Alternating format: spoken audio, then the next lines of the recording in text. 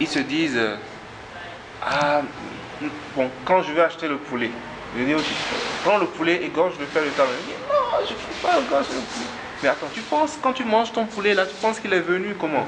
On a dû d'abord lui couper la tête. Et ça, c'est quelque chose qu'il faut faire. Et avant on n'allait pas forcément acheter le poulet chez quelqu'un, on achetait le poulet vivant et on le faisait soi-même à la maison, on enlevait les plumes et tout. Moi, c'est comme ça que chez moi. Chez nous. Voilà, on enlève toutes les plumes, on fait ça soi-même. Donc, c'est-à-dire, arrivé à un certain âge, c'est toi qui coupes c'est toi qui égorges le poulet. C'est-à-dire, c'est toi même. Comme ça, on t'entraîne avec le poulet. Le jour viendra où tu veux, c'est toi qui vas tuer le mouton.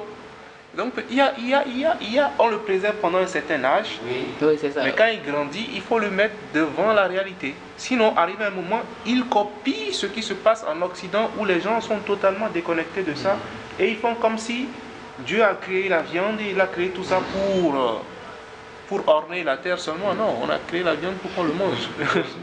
Et vous savez, est-ce que c'est bien de dire je dois être végétarien ou bien carnivore ou bien omnivore? Comment? Dire je suis végétarien ou bien... Allah subhanahu wa ta'ala nous a donné la végétation, les animaux et tout l'univers pour nous servir. Donc il faut s'en servir. Il faut utiliser, manger les légumes, manger la viande.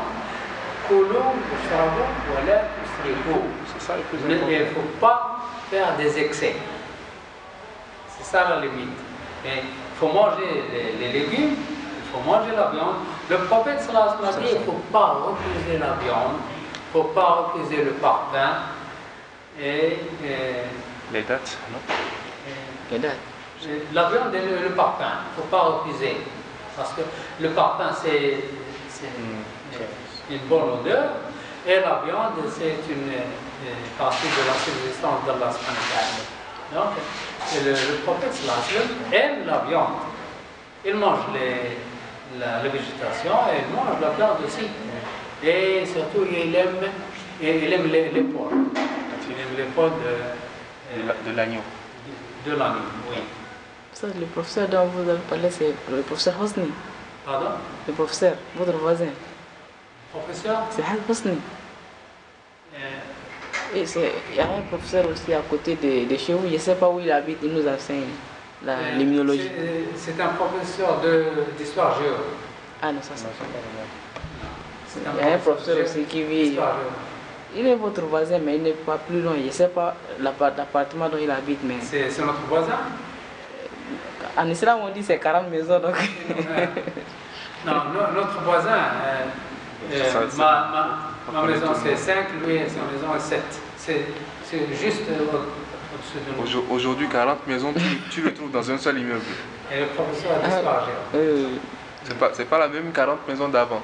40 maisons d'avant, c'est sur la distance. Oui. Aujourd'hui, 40 maisons, tu es dans un immeuble. L'immeuble dans lequel on vit, par exemple, c'est une maison. C'est 50 appartements. Oui. Donc, si tu dois connaître 50 personnes fois 40, ça fait à sa vie. Oui. Ça fait beaucoup à sa vie. L'immeuble, c'est une maison. Oui. C'était une villa. On a démoli la villa et on a construit un immeuble.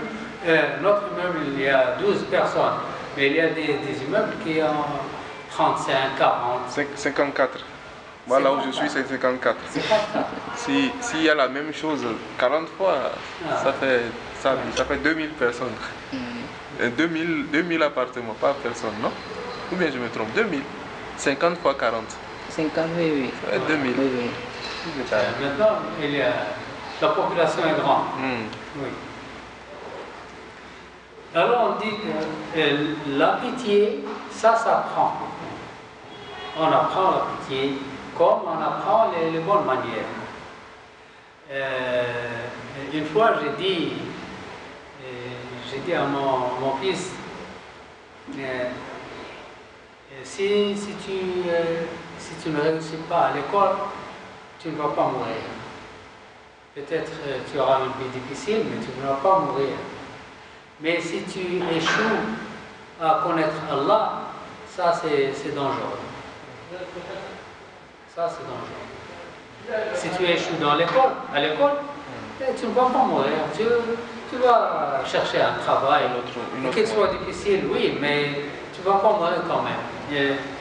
Les gens qui ne sont pas allés à l'école, ne meurent pas. C'est vrai, ils ont une vie difficile, mais ils ne meurent pas. Mais le problème, c'est que les gens, lorsque les gens ne connaissent pas Allah, ça c'est le problème. Le grand problème. Alors la tendresse ne fait défaut que dans le cœur d'un damné. La tendresse ne fait défaut que une personne damnée, c'est celui qui ne connaît pas la pitié.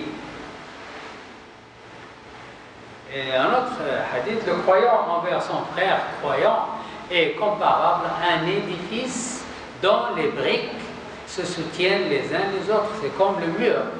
Le mur, il y a les briques qui se soutiennent les uns les autres et font un mur. Si les briques sont chacune une brique, chacune séparée, on ne peut pas faire un mur. Alors, les musulmans doivent être comme un mur. Les briques se soutiennent. Chaque brique s'attache à l'autre brique pour faire un mur solide. Maintenant, toutes les briques sont séparées. Dans le monde islamique, toutes les briques sont séparées. Toutes les briques sont des individus.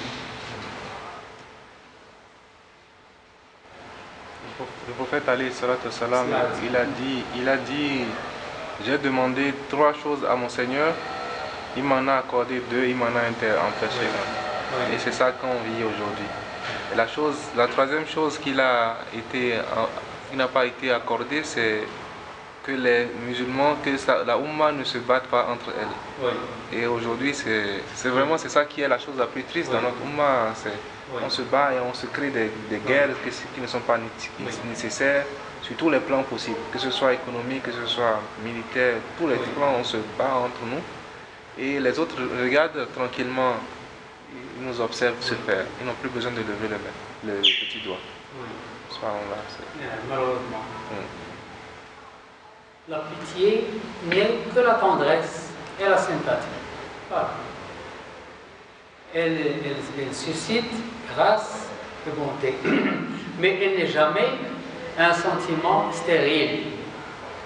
Elle se traduit au contraire à l'extérieur par des actes réels tels que le pardon aux offenses, le secours aux angoissés, assistance aux faibles, assouvissement de la faim des familiers, habillement des dénudés, soin aux malades, consolation des affligés, et ainsi de suite. Voilà la pitié. C'est donner l'argent, donner les habits, donner la nourriture.